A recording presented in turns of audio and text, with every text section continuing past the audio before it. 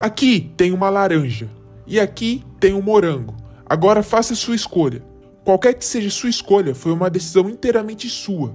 Isso é o que chamamos de livre-arbítrio. A ideia de que somos os autores de nosso destino, que diante de várias opções, a decisão que tomamos é completamente nossa. No entanto, e se eu lhe disser que o livre-arbítrio é uma ilusão?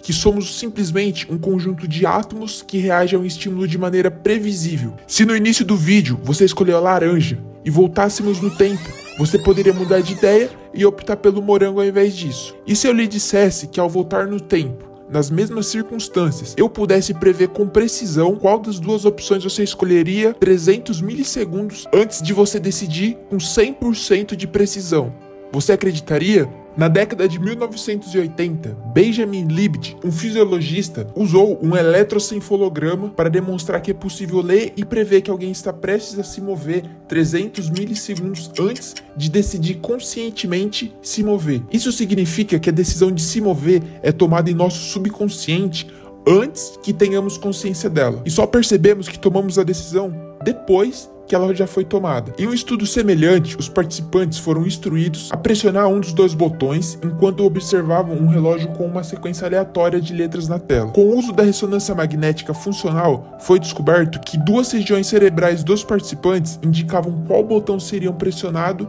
7 a 10 segundos antes de eles conscientemente tomarem a decisão. Os resultados dessa pesquisa comprovam apenas uma coisa. Alguns segundos antes de você escolher entre laranja e morango, seu cérebro já tomou essa decisão por você. É somente após essa decisão ter sido tomada no seu subconsciente que seu cérebro se torna consciente dela. E então nos convencemos de que estamos no processo de tomar essa decisão. Isso ocorre porque o cérebro é como o coração. Não lhe dizemos o que fazer, ele simplesmente age. Na realidade, tomar uma decisão consciente, a experiência que chamamos de livre-arbítrio, é na verdade uma ilusão. É simplesmente uma representação dos eventos que seu cérebro já definiu e compreendemos que em grande parte, nossa criação, nossos pais, a sociedade em que crescemos, tudo isso influencia no processo de decisões. Se alguém nasce com uma inclinação religiosa, não é irracional pensar que eles permanecerão religiosos ao longo de suas vidas. Além disso, fatores como a genética desempenham um papel significativo em nossas escolhas. Charles Darwin, na teoria da evolução, introduziu a ideia de que as espécies realmente evoluem. Então, características como a inteligência devem ser herdadas. A inteligência é uma característica que nos auxilia a tomar decisões mais acertadas. E embora você possa estudar para adquirir mais conhecimentos, em grande parte, a extensão da sua inteligência não está sob o seu controle. Algumas pessoas podem não ser capazes de tomar decisões inteligentes, não porque não desejam, mas devido a limitações genéticas. Nesse cenário, podemos afirmar que essas pessoas têm capacidade de tomar decisões inteligentes? Na realidade, não têm, pois seus destinos são pré-determinados por seus genes. Quando analisamos o conceito de livre-arbítrio de maneira crítica, percebemos que a ideia como um todo se desintegra rapidamente. Reflita sobre isso. Se o livre-arbítrio realmente existe, e se a escolha não é apenas um processo químico, por que substâncias como álcool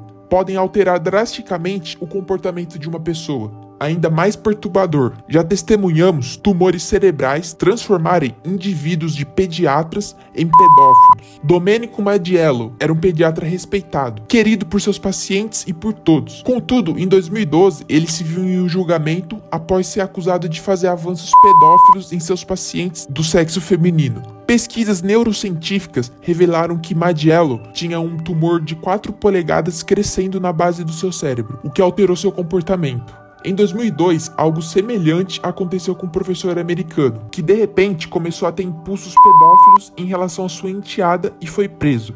Posteriormente, descobriu-se que ele tinha um tumor do tamanho de um ovo crescendo na parte de seu cérebro, que era supostamente responsável pela tomada de decisões. Após a remoção do tumor, os impulsos pedófilos cessaram completamente, permitindo se reintegrar à família. Se o livre-arbítrio existe, por que a remoção de um tumor pode alterar a escolha de uma pessoa? Nos últimos anos, advogados começaram a utilizar exames de ressonância magnética para auxiliar na defesa de seus clientes, com evidências neurocientíficas demonstrando que tumores cerebrais e disfunções os levam a cometer crimes. É uma tarefa difícil argumentar contra isso, pois se eles não tinham a liberdade de optar por agir de outra maneira, Por que puni-los por atos sobre os quais não tinham controle? Brian Dugan estava enfrentando a pena de morte após ser culpado pelo assassinato de uma menina de 10 anos.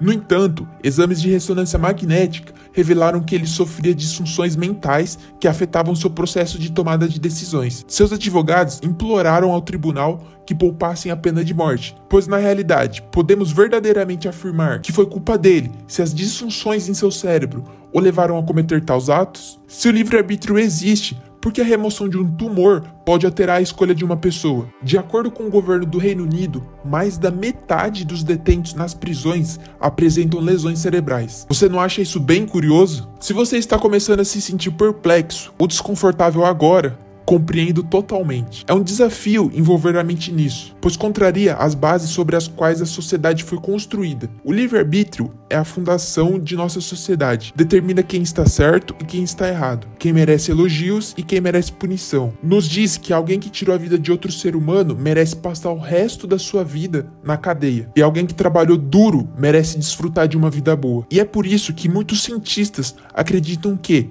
se um número suficiente de pessoas adotar essa ideia, ela pode potencialmente redefinir uma sociedade como conhecemos. Porque se alguém se esforçaria para salvar a vida de outra pessoa, se depois de fizer isso, as pessoas simplesmente diriam: bem, ele não escolheu fazer isso, então não merece elogios. A realidade é que elogios e punições são dois fatores significativos que influenciam nossas escolhas. Portanto, se retirarmos de nossa sociedade, estaremos criando condições para um comportamento menos virtuoso e até mesmo ações mais prejudiciais. É um dilema peculiar, pois embora a verdade seja que não possuímos livre-arbítrio, a crença em sua existência é, na verdade, benéfica para nós. Embora o livre-arbítrio seja uma ilusão, é uma que nós devemos manter, porque diante dessa escolha entre verdade e bondade, a maioria de nós sempre optará pela bondade. Portanto, na próxima vez que avistar uma pessoa em situação de rua, evite o julgamento precipitado.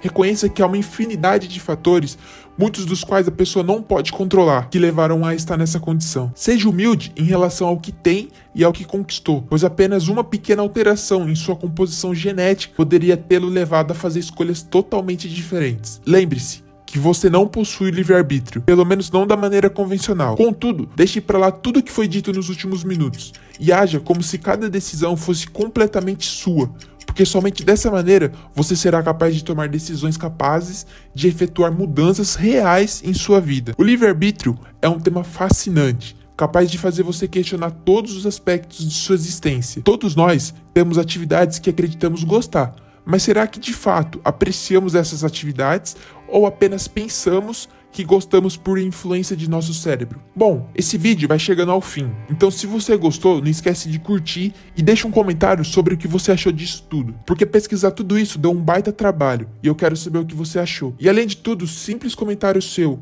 e a sua curtida vai me ajudar muito, até porque esse tipo de conteúdo não é muito recomendado pelo algoritmo. Então, do fundo do meu coração, obrigado por ter chegado até aqui e até a próxima.